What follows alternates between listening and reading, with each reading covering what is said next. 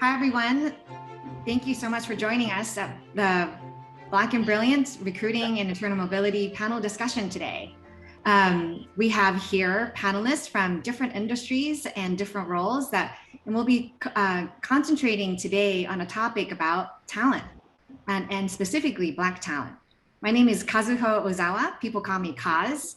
I've been in the HR world for about 20 years or so across different industries throughout first and foremost in consulting, and then into in the Japanese space too, in the Japanese companies as well as American companies, and then in advertising, marketing, into telecom, and now I currently work as an HR business partner at Facebook. Tony, would you like to introduce yourself? Yeah, thanks, Kaz. So my name is Tony Effick. The day job is I'm a global managing director at Google, but I'm here today wearing the hat of being one of the co-founders of Black and Brilliant with Effick and many of you who've been on a very long journey with us since the very beginning of this program. So thank you for having us. I'm very excited for the conversation. Thank you. James?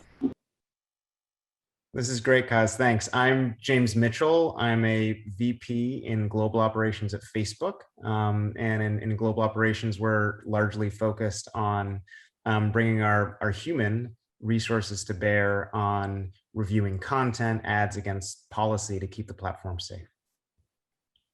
Thanks, James. Yemi. Hi, I'm Yemi Jackson. I'm the CEO and founder of Engage Transform, day job. I'm here wearing two hats in terms of my evening job, and it's proper evening in UK, so it's actually 11 o'clock. I run a non-for-profit that is a talent incubator for those that want to do board roles, but I'm also part of the UK leadership team for Black and Brilliant. So yeah, I hope to be able to share all of my experiences with you on talent. Thank you so much, Yemi. Patrick? Hi. My name is Patrick Harrison. I'm Senior Director of Marketing Strategy Planning Operations at Indeed, the world's largest job site. So that role covers everything from investment portfolio management for our marketing spend globally to org design and employee well-being. So excited to be here and be part of the conversation. Thanks, Patrick. Abby.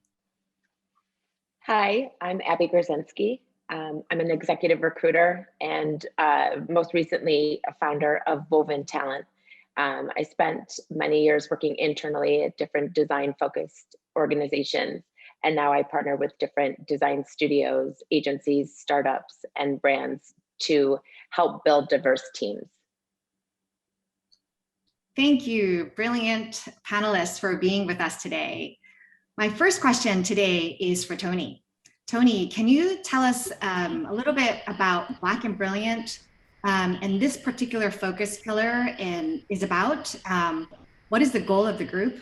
Why? And how did we get here? Wow, so I think all of you know a little bit about this because all of you invested in this to a significant degree. But the way we talk about ourselves is that we're an advocacy group. So the idea is that we're championing people, and we all come from very different backgrounds. But we're united in the idea of a more diverse workforce. That's the thing that brings us all together from all of our different backgrounds, from all of our different parts of the world. And we are now in many different parts of the world. So Amy just introduced herself, she's in the UK, we have people in Canada, obviously the USA, and more recently in South Africa. Our events and our programs are designed to tackle, we believe, pressing issues facing Black professionals and their allies around the world. We talk a lot about this idea of cheat codes. We talk a lot about this idea of kind of giving people insider secrets, if you like, around things that you wouldn't know unless you were on the other side of the fence. And a lot of these careers that we kind of celebrate and we all kind of aspire to right now are kind of careers that are sometimes behind fences. You can see them, but you just can't get to them, and then we need people who are on the other side of these fences to kind of like throw a ladder over, or just sometimes just burst open the gate and then let more people through. And so, we didn't start off with a grand design and a huge plan. It was just a bunch of accidents that happened. It started basically, my wife Berkey and I were, after George Floyd saying we should do something. And I'm like, no, we're just too busy. We can't take on another thing. went forward till now. And we've taken on a really massive thing. But the reality of the situation, it just started with a hashtag on LinkedIn. And the idea was people were saying that there just wasn't enough talent out there. And we just said, okay, well, if we just tagged people we knew that had talent, and then we got other people to do exactly the same, then all of a sudden people would have a list of people who people would vouch for. It turned from that into something that became very uplifting and a celebration of talent. And it was always positive and uplifting from the very beginning. And so from that, the organization was born. And so, we do a great deal with very little, and so, big thank you to my wife, Perky, who's the co-founder, who's been putting a lot of time and effort into this, and our network, all of you on this call who've invested tremendous amounts of time, energy, and intellect into getting the group to where it is today. But if it's okay with time, I wouldn't mind just giving everyone who's in the audience a little bit of a readout on some of the things we've done today, because it is in many different places and it can sometimes feel fragmented. And so we start off by doing multiple panels centered on this a core concept, which is this idea called breaking through the middle, which is basically we as an industry or industries have started to do very well, I would argue, or not very well, better on getting young junior talent in. What we haven't been able to do is get mid-level talent into senior positions, and this is an area Yemi is super focused on. And so breaking through the middle was a series of events we did to really try and give people insights and ideas around that. The next thing we did was that we got a few hundred people together there's just a lot of unheard, unrecognized voices out there. So there's a woman called Evelyn Booker, who was a pioneer in the television industry, worked down south, did a lot of amazing things. No one really knew who she was, but she had influenced and impacted so many executives in this business. We got together with NBC Universal and we created an event to celebrate her. So again, black and brilliant, but somebody who passed it forward. We very recently did an event with RGA with some of their leadership team there to celebrate and to help people find their strength and to enter this business. And one of the biggest things we're doing right now is that we're working with Code Academy to train a cohort of engineers, of AI engineers and data scientists. And so we've got around 85 of them from around the world. And we are basically a lot of it is about the hard skills, but it's also about the soft skills. Because many of these people are near industry ready, but there are just things that they just don't know about, or some of them are doing career changes. So we've done a collection of all of these things, and we're super proud of all of those things. And and I think for us, if there's one kind of insight from all of this, which is we frequently look towards corporate leaders and even government leaders to make change, and we sometimes don't recognize the power that we have to start to make change. And so, so I love the idea of us kind of being the change that we seek to be. So I think that's the essence of this program. It's a ragtag army of people who have a bunch of ideas and a lot of passion and are just trying to make a difference. Thank you so much, Tony. That's a great introduction and recap of our progress so far. Thank you so much. And I'm inspired to hear that there's been progress in the work that we're doing throughout the year. So my second question is for James and Patrick. As we're heading into the end of April, planning for H2, half two, and we're executing against our 2021 workforce plans, what are some of the things that people who have power to make people decisions, like hiring or promotions, what should they be doing? And one of the sub-questions around that is, what are you as leaders, what are you doing to understand, to become more aware of the experiences of our Black employees? How are they doing? How are they actually feeling in your organizations? There's three buckets that really jump out to me. One is, how one should think about hiring.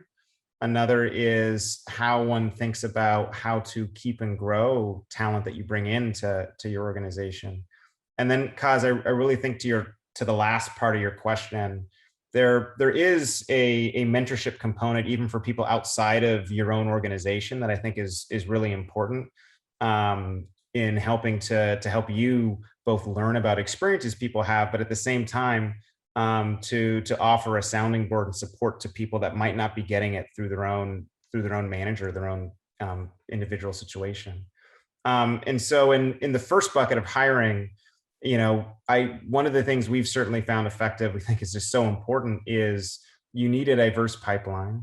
And one of the things we found effective in that is having a diverse slate where you're requiring during the interview process, you're requiring your interviewers to ensure that you are interviewing in this case, it depends on the situation, but somebody from an underrepresented group, and there are different ways that different businesses require that. There are different definitions for that at different businesses, but the only way you hire people is if they're coming in your pipeline. The only way is if they're coming in, they're getting an interview. This isn't a thing where you're just looking at a resume, and that's extraordinarily important. It makes such a big impact. There are other things, as a part of hiring that I think, and we found valuable too. How you think about who's doing the interviewing and how you build a standardized process for how you're interviewing in a way to try to reduce any form of bias in the process. And then the last component to hiring that just jumps out is, it sounds basic, but where you actually have offices matters, because people are making a decision not just about where you're working, but there's the community attached to where they're living that's important. And so that we found that to be an important factor at times as well. In that second bucket, in Grow and Keep, there's, I'll just keep this short because there's so much here. And I think this is where it can be, folks tend to find this, I think, more difficult from what I've seen than the first category in that higher space. The one that jumps out to me by far the most, there's two here. One is culture. I think it's a lot easier, particularly in our world, to hire people that come from the same industry, and culturally, it's really easy for them to integrate in the first couple months because they're used to doing something very similar, maybe on the business side of another tech company. And I think we tend to have a lot more challenges is we hire people from different industries that have different industry backgrounds that come in with different cultures. And how do you ensure that they're able to hit the ground running in the same way as other people that you've brought in that come from a more similar work culture? And how do you have a malleable culture? It's not just, hey, this is the way things get done, and if I'm used to seeing it as a manager, that's what I'm rewarding. And it's not something that comes in and 3 months in. I think 3 months in, they're doing pretty well, and therefore this is your front runner. What about the person you brought in? And in 12 to 18 months, they're going to be way better than that person was, but the acclimation process takes longer in the first 6 months. And so how do you avoid that? That's one of the biggest things, and that has to do with culture and whether you have a malleable culture. And then the second category under here is just how do you build a culture within your managerial group that values diversity, and how do you have a minimum set of standards for what you expect out of managers? So many of the circumstances I see where there's an issue or a problem, I see bad management, and there really has to be a minimum floor for how we're thinking about managers. So those are just a few of the things that sort of come to mind there, Kaz. And Patrick, we'll kick it over to you. Yeah, no, I love that. And for us, a mantra that we like to talk about internally is like a culture add, not a culture fit.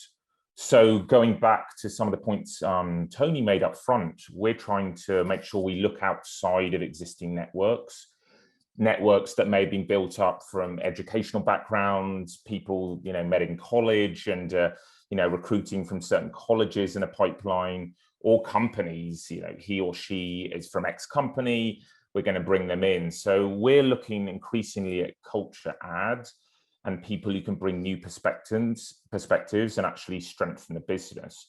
And then I think another thing that really resonates with me from what you said, James, for me, it's actually listening. I think that's really important when you ask Kaz kind of how are we more aware about how Black employees and teammates and colleagues are feeling. Well, one of the things we've done is really formalized and empowered inclusion groups internally. So we have a Black inclusion group called BIG for short. And they do many things within the organization. They host spaces for discussion, dialogue. They can help educate the organization from a different perspective. And then they're really focused in processes that matter to the business. So anything from employee policy to external messaging, how our ads look, to hiring practices. So I think when you have those inclusion groups and really empower them, there's an environment of respect and psychological safety. And then from that listening, myself as a manager and a leader, I think you've got to lead with a lot of empathy. And I think that was particularly relevant last year for me. Our Black colleagues and teammates who were exposed to some horrific events. And I think our leadership did a great job of acknowledging that pain and acknowledging that there are resources, be it counseling services, be it spaces to discuss what was going on. And it was very important as me, as a manager of a department and team, to echo what people were hearing at a leadership level. For example, someone might say, well, it's important for you to take time off to process what's going on right now. They might hear that from the CEO, but if you're a Black member of a team, you might say, well, I'm not sure if I have the ability to take time off right now because I have this really pressing project. So it was very important for me to say, everybody needs to take the time they need to process some of the events we've been exposed to. And then building in a kind of structural way, I think a commitment to education, top to bottom, around things from unconscious bias to ethnocentric thinking. I think there's been a lot of movement to have that training for managers and leaders, but it's actually great to have that training, from top to bottom in an organization, because what we found is when you start with training like that, it can actually be a catalyst for a conversation and for a journey, for people to discover things about themselves maybe they didn't acknowledge or realize. And then you have the ability to actually transform practices that relate to hiring, promotion and retainment, as James said. Thank you both. Kind of shifting into the recruitment part, sourcing and recruitment part for the third question here. And it'd be great if Yemi and Abby could address this first. When hiring managers need to fill a rec or a position, what are some of the things that they should do to attract and hire Black talent? So a couple of things that I think is really important. First of all, what level? So I think you do need different strategies depending on the level that you are trying to attract. So for me personally, I think when you're looking for senior level position, I do not believe in blind recruitment. It's, people might be finding that controversial, because I actually think that you need to come to the table actively looking for diverse talent, because actually research shows when you bring blind recruitment in, people, you don't retain them. Okay, so you've got this kind of false sense of they've been invited, but eventually you're going to have to meet this individual. So you almost need to get the team, the hiring team, to buy in from the very beginning to diversity. So I actually think in terms of the D&I space, it's been focused on trading everybody else, but the space they probably need to work at is actually the HR and the hiring team, which in most organizations are sometimes the most undiverse. And it's been fine for many years, but this year, I think a lot of them are really, really struggling. So a couple of things I would say, from my perspective, for senior leadership hiring in terms of organizations, my advice, in blind recruitment, it doesn't work. You may get people in, but you're not going to retain them, because in actual fact, there's not been enough buy-in from the very, very beginning. So you almost need to push that sort of challenging their own unconscious bias as early as possible in the process. So that's one thing I'd advise in terms of that sort of leadership position. Being like blind recruitment doesn't work for that. You're not going to retain them. I think the most important thing as well is the time. So what you tend to find in this in recruitment industry is very, very metrics driven. Very metrics driven. And yes, it's good because it is about delivering on performance, but at the same time, if you're genuinely committed to diversity, you need to be thinking about it. You can't just be it's not shoehorn, right? It's not, you know, there's a vacancy, we need to find somebody, it just doesn't work. You need to give it a bit more time. We will get to a point where you don't need to extend it. It's not that much extension you need, but you need to be committed to, look, we normally take a month to actually turn the whole thing around. We need to add an extra 2 weeks if you're genuinely committed to diversity. And then you also need to agree internally what's acceptable. So once you've got your shortlist, what is acceptable in terms of the mix of diversity that you have? At what point do you say, okay, we're going to go ahead? And at what point are you going to say, no, this is not good enough? You're going to have to back and say, let's go back to the drawing board. I think also in terms of what we're finding, you know, is realistically, I don't know about you, but most of my roles, I did use external consultants to get most of our roles, because one, and at the level that we're at, we don't have time to invest in putting in lots of applications. I don't think I've ever actually directly applied for any role that I got. So when I was ready to look, and you've got to almost think about how talents they think, right? So like I said, you need to think about what level am I recruiting at? Because it's different strategies for different levels. And you know, sort of my gift is in that senior level. The second thing is, how do these guys think when they're looking? So I always advise my guys, you don't start looking when you're ready, or you don't start looking when you're frustrated where you are. It's a strategic decision that you need to make. So think about getting into their mind and how they think. They plan this stuff out. And the first thing they're going to do is get on the phone and call a recruitment consultant that they trust, that they know is going to be really, really honest with them. So I do think you need to think about in terms of the different types of pool you want to get in, and make sure that your PSL does reflect sort of the type of people you want to attract. And that's really major. That's what I'm finding in terms of, I would like to advise organizations. And in terms of sort of upfront, in terms of at what point are you going to say, right, that's it, we've done all we can and we're going to move forward. And then most important thing as well, I just think, like, you know, going back to what everybody said, it's really competitive. It's getting really competitive, right? Because it's no longer actually sometimes black and brilliant banging at the door and going, please let us in, right? That's what I'm finding it shocking as well, because for example, because I recruit sort of internationally, and one of the roles that I had was based in Africa. So I was looking for a CFO in Africa, and I thought the package was pretty awesome. So this is how shows how naive I was, right? Went to the market and they were just like, what is that? You know, what is that? So actually there's an education that these guys are highly qualified. They know they're really good. There's lots of data out there that says what value they bring to the table. So we need the guys that are also looking for that talent to actually, they need to be educated, right? Because ultimately these are talent. We want black talent, but they are talent. So don't go at them as if it's not a charity thing. You know, it's not sort of, you know, there is an aspect of some people that should be getting the roles that are not, but it's a different mindset. Everybody's a little, it's just, you know, and I've learned so much. And so when you come with the fact that, and also if you almost emphasize the fact that you want them because of can put some people off because they don't want to be seen as a token, right? So I do think it's different strategies at different levels.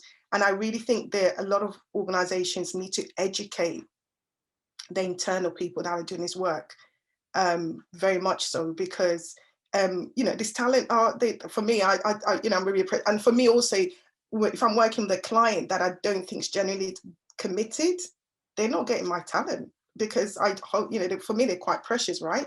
Because, and also ultimately, because I'm so invested, I don't want them coming to me and saying, Yemi, you sold me, you know, you because I do, because obviously, and I also say to my client, look, it's a journey. No, if we all, you know, if everybody was, we're here because we recognize the journey, but what people want you to be is very honest with them about, this is where we are. We actually have no representation, right?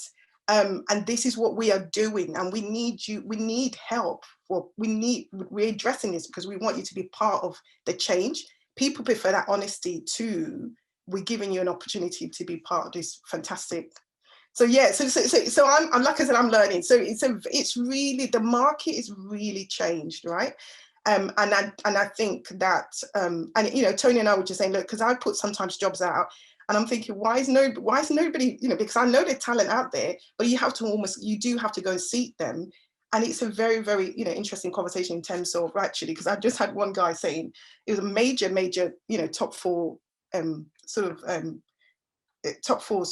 tech company, and we were almost there, but they kept saying, can you prove to us why you're good enough to join us? And he said, no, tell me why I should join you. So the conversation is changing, right? It is changing. And I think in terms of, I think you all touched on it without sort of repeating what everyone else said, you need to start to look at different pools, right? Because you have to, the reason I find talent for people where people are going, well, I can't, is because I'm very, industry agnostic, particularly in the space that I'm in tech. If you're good in tech, you can pretty much, right? So I'm really big on not just diversity of race or different, I'm also diversity of thought, right? Because in actual fact, you could potentially have somebody who's gone through exactly the same channel as somebody else, and they don't think that differently. So you do need to sort of widen in terms of pool of where you look for talent. So insightful. Thank you. Abby. Yes, well, that was incredible. I agree with so much. And I think what everyone has contributed so far, it just really makes a lot of sense. I think when we talk about recruiting and we talk about pipeline, that is just one small part of the full ecosystem, and so when you talk about the hiring managers, I think having the commitment from the hiring managers, but having those uncomfortable conversations up front is really, really important to make sure everyone's on board. So that way you can talk about how you can diversify your pipeline. When you're talking about the job description, really digging into the job brief, what are the traits of these people that you're looking for that are successful in your organization? Like back to like the culture ad, what does a successful person look like? What are the behaviors that they're exemplifying? And then how can you take those traits and, think through what might be, transitional skill that you'd be looking for that would be outside of your, current network. And what would those successful behaviors look, to get, the right people in. But then also, I think thinking through the entire process itself, who's going to be interviewing, having the conversation with the candidate, is the company diverse, or is there a commitment to diversity, and you're one of the newer people that are going to be making that difference in the company? And what will that look like? And what, thinking through, like, what does success look like for the ideal person, and really getting into what's the attractive part. I think to Yemi's point, the market has changed so much, and this is a two-way conversation. So really, like, what is the value proposition of joining the company? What are going to be some of the realistic challenges and the ways that that you would consider this to be a successful role? Really being strategic and well thought out about the process up front, because with the market being as crazy as it is, there has to be a lot of efficiencies built in there.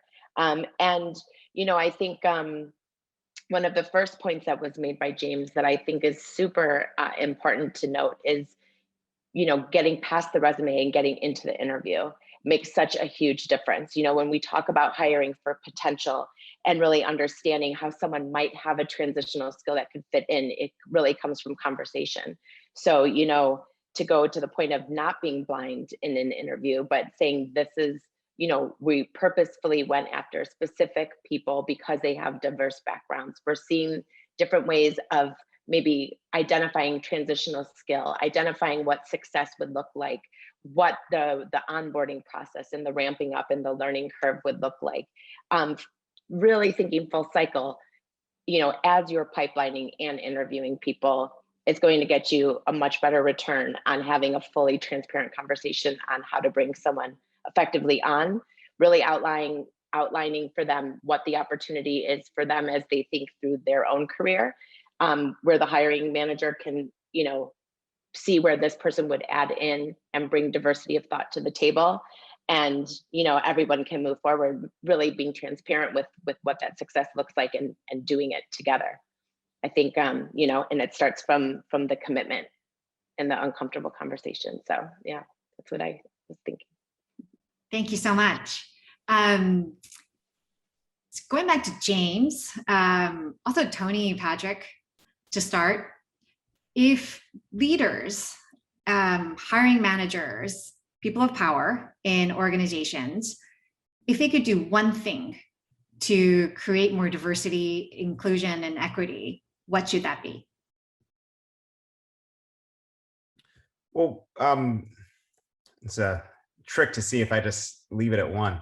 One of I probably won't. One of the things that Yemi touched on that I think is really important in answer here is there needs to be a discipline in the way that you are carrying out your hiring process, and you can't just do it sometimes. And so when you talk about an approach like diverse slate, I think the question then becomes, how disciplined are you in how you employ diverse slate? If, as Yemi suggested, you feel as though, oh no, somebody left and I need to fill this really quickly, and therefore I think I already know somebody that might be good for this role or what have you, and you're not using the approach, then you're not really using diverse slate. Or if you're saying, hey, I need to fill this role, but let's just post this internally. Well, if you're doing that, you're not really following your own diverse slate rules. So the one thing that I think, I do think it counts for a lot is if you think about, as people think about approaches like diverse slate, they work, but there needs to be a discipline in how you're employing it. And you have to actually follow your own processes and protocols, even when it's not convenient. And so that's just one thing that I think is really important. Yeah, I love that. It's you could definitely talk operations all day long. I think it's great also to think about the ownership of this. Like, one thing we observed is okay, leadership can discuss the importance of hitting a certain goal and achieving certain metrics, but we've also found that sometimes these metrics can fall between departments. So it's, is this the responsibility of talent attraction? Is this responsibility of HR? Is this the responsibility of the department in question? So what we found helpful is actually elevating metrics that matter around diversity inclusion to that departmental dashboard. So just in the same way we have a suite of marketing metrics we review on a monthly basis at a monthly business review, we'll also have metrics around diversity, inclusion, and belonging. So then the SVP of that department feels that, okay, these are the numbers that we need to hit. And then to James's point, here are the processes that we need to apply. So the same rigor will go after a particular marketing metric. You're going to have to instill that rigor across the org. And then people from across the org can see that it matters to leadership too. So we found that helps drive ownership within the department that ultimately is making the hires and also retaining and promoting people. So we've looked at measures that aren't just about hiring, but are also about retention rates, promotion rates. So if we see that Black employees are leaving a department at a rate disproportionate to the average for the company, then that requires a close inspection. I was I'll jump in there as well. And I think one of the things I've been thinking about a lot is this idea of, and I think Abby talked about it as well, about this idea of hiring for potential. And so one of the things I found as I've had the privilege of, through Black and Brilliant, talking to executives and leaders in marketing, advertising, technology around the world, is I see them taking what I'm going to call a gradualist approach. Let me just describe what I mean by that. But in a second, versus what I'm going to call a sharp approach. What do I mean by that? So what they're really saying is, look, I have all the right intent. I really want to do good. I want to make a change. I want to do all of this. But as I look, I still can't find the qualified talent with meaningful proof of experience. Which means they want to gradually fill the roles as people gain that proof of experience, which means that's going to take a long time. And this is odd in particular because obviously we just came from a generation, maybe a very long time period, where for decades we saw many of our non-Black colleagues being promoted on their potential rather than proof. And so the core of this argument is this idea of hiring against proof or hiring against potential, gradual versus sharp, and if sharp, how? And just to get a little bit kind of zoom out a little bit, Martin Luther King had one of his most famous books was called, Why We Can't Wait. And it tackled this very same gradualist approach. People say, oh, hold on, not now, take your time. There's going to be a time. And, as we look through history, people say, take your time, there's going to be a time. And just to use a quote that he said, a society that has done something special against blacks for hundreds of years must now do something special for blacks. And I think we can kind of like rephrase that for our industry and say an industry that has done something special against blacks should maybe now do something special for blacks. And I think, I'm going to cheat a little bit here, Kaz, and say I have two things, but they're both interrelated. So one is this idea of, there are people who've been waiting at the wings for a very long time. And they've been waiting in the wings. And what that's meant is that they haven't been able to get into that leadership job, that management job, which gave them the proof to get the next level of job. Because as I was coming up through the business and I looked behind me, I didn't see a lot of people coming up behind me simply because they weren't given the opportunity to get the proof that they needed in order to move to the next level. And so that doesn't mean they're not capable of doing the job. So I think at this point in this stage in this business, if we're going to be gradualists, we could be having the same conversations in 10 years from now. So we need to have a sharp approach. The second thing I would say is that I think I fundamentally still do the same thing I've always done. I'm a strategist. I think a lot about analytics and data and marketplaces and insights. It's the same thing, but I've worked in different industries now. So I start off, I've done stuff in advertising. I've done stuff in an entertainment company. Now I work for a technology company. So my skills have been incredibly transferable. And I think, and this maybe kind of connects to the point James made earlier on about people are going to come from different businesses, and we have to figure out ways to accommodate and onboard these people in ways that kind of give them a chance to be successful. And I've seen this over my time working in industry of people who did that for others. And right now, I think is a moment where we say, do we still want to, if we believe in this, we really believe in this in our heart of hearts, do we still want to be having the same conversations in 10 years and we take the gradualist approach? We have to rip the Band-Aid off and we got to hire for potential. There are people who've been waiting in the wings for a very long time. The easy hires, as Yemi said, are gone. They're done.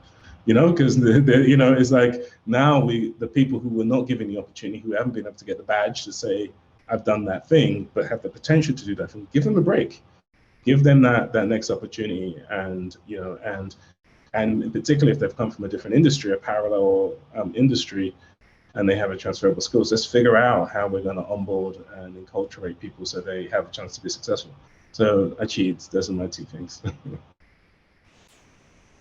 Yemi and Abby, can you please add some advice here too? I was going to say, let Abby.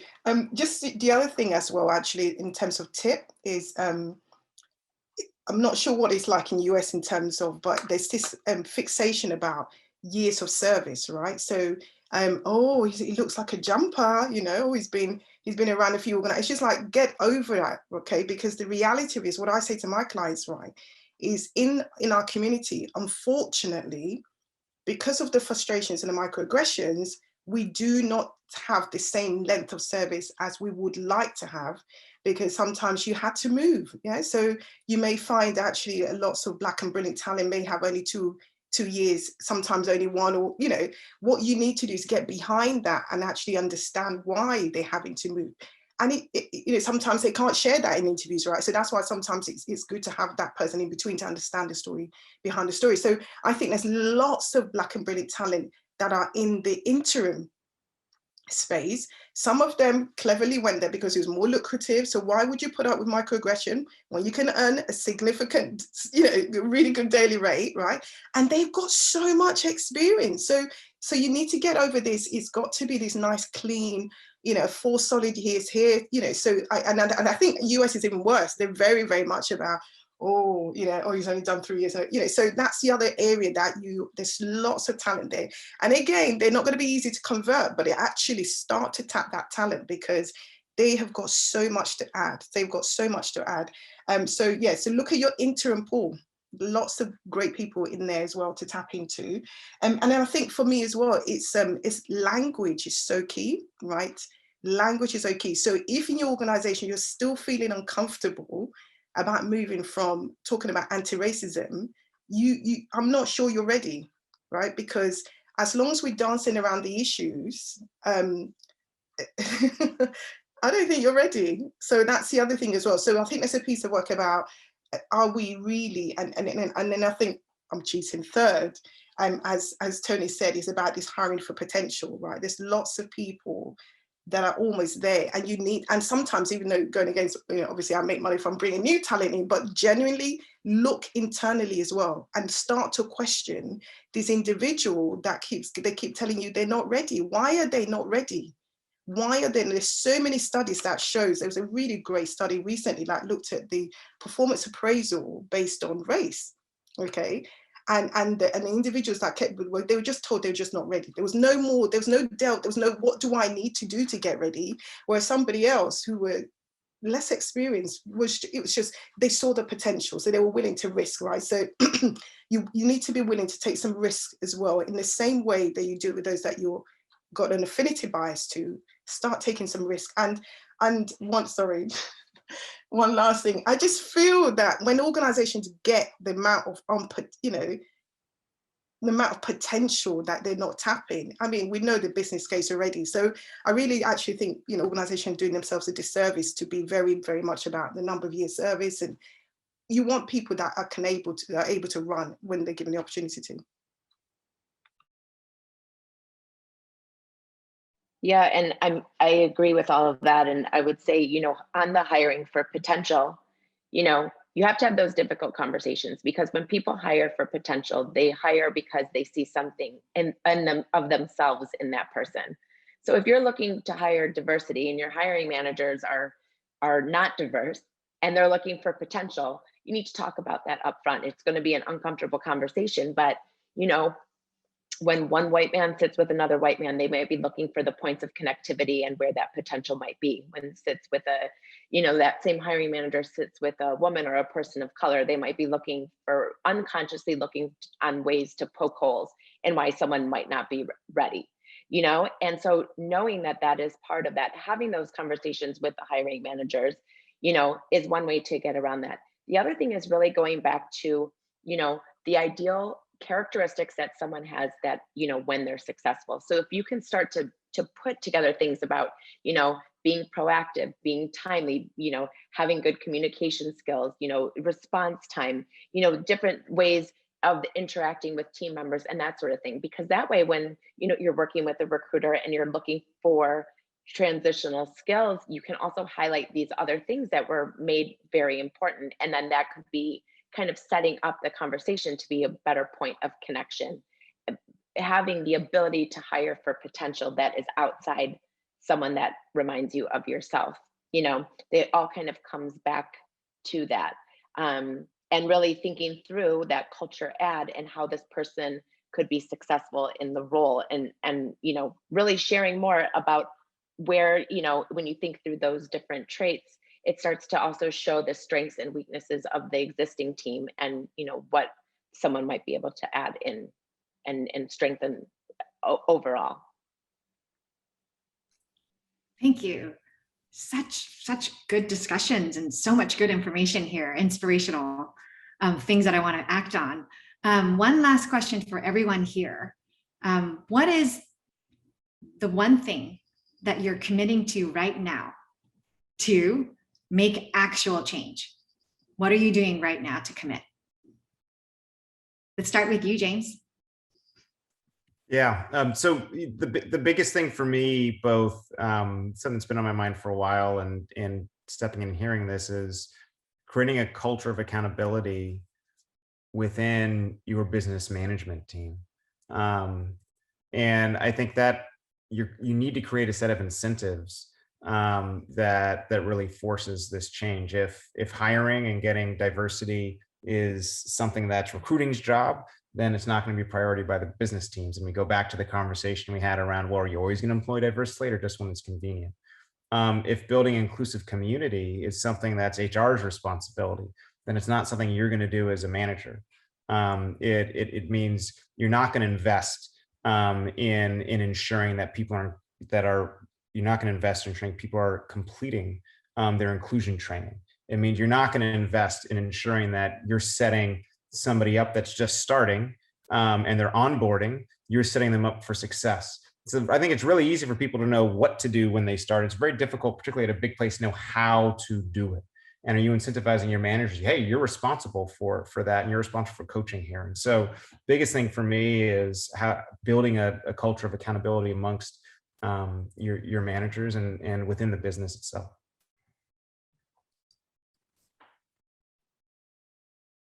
I'm happy to jump in next. I think similarly, yeah, in the culture of accountability, I think it's an important one. In my day job, I think for me, one of my big commitments is about telling this story as widely and as highly as I can. But with my Black and Brilliant hat on, I think the thing for me that I value the most is having come up without a lot of the soft skills, the network, the partnerships, just the visibility that others have had, the cheat codes, as you said. I think my commitment is just giving that knowledge to others behind me, passing it on as widely and as far as I can, because there's just so many people who are just teetering on the edge of just being able to kind of like enter these worlds, and this is something they just don't know. And I have so many conversations where we speak to people and they say, "Wow, I didn't know I could do that. I didn't know I could." Of people of all ethnicities, I teach engineering school, and I have people from all over the world, and it doesn't matter who they are, what background they are, that however amazing hard skills they have in engineering, for example, you say to them, "Oh, let me talk a little bit about how you position yourself. What do you see yourself as? Did you know that this is how this industry works? Did you know you could go and work in this space?" There's just so much people don't know. And if you're from, underrepresented background, you have even less. So that's my one commitment, is to continue to kind of like help spread these cheat codes as widely and as far as I can.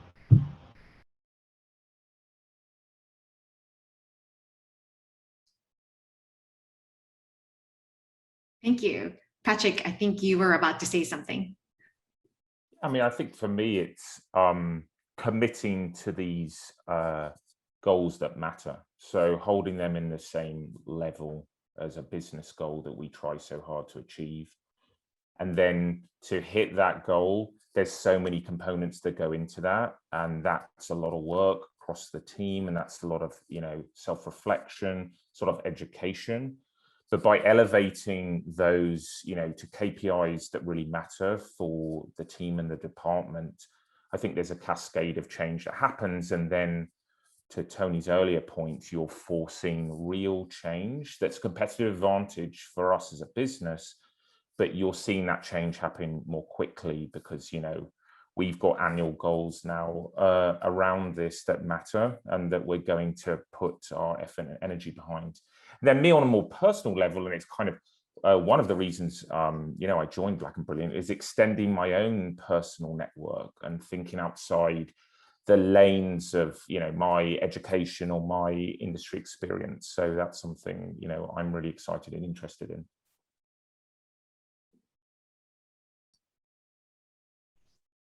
Thank you, Yemi. I think at the moment, in terms of just touching on what Tony said earlier, I'm really passionate about sort of this accelerating and incubating talent. So obviously when you start a new business, I'm new to entrepreneurship. Sorry, my voice has gone a bit hoarse.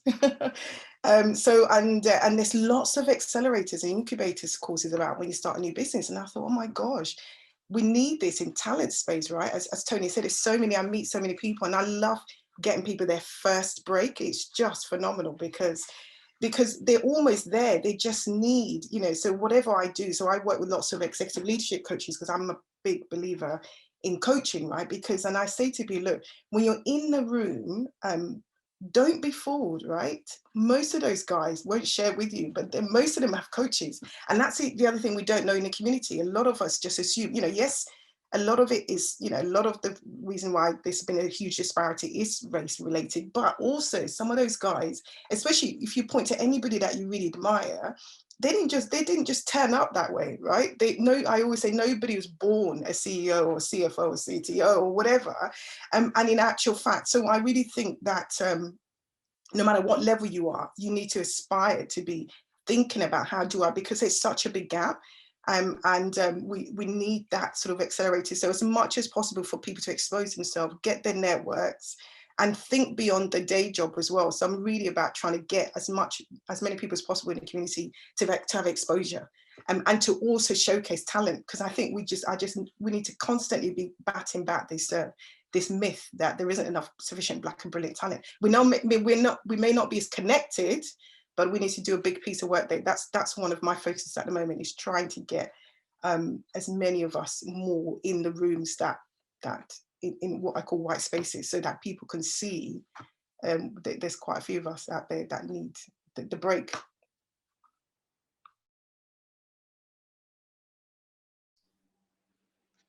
I guess that my commitment really is to partner only with clients that are truly committed to diversity, equity, and inclusion.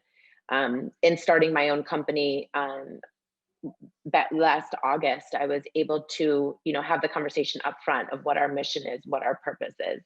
And that's been able to clear a big pathway to, truly partnering with clients that are committed to making, a commitment to diversity, to hiring practices, and, allowing myself to leverage my own skills, my own network to help and make a difference there. So I'm very fortunate and grateful to have what is a very personal dedication able to be my focus in my professional career as well.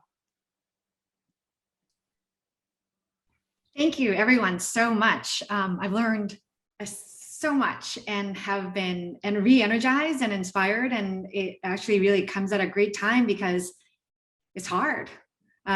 There's a lot of very, very difficult things that happen in our world, and we need this.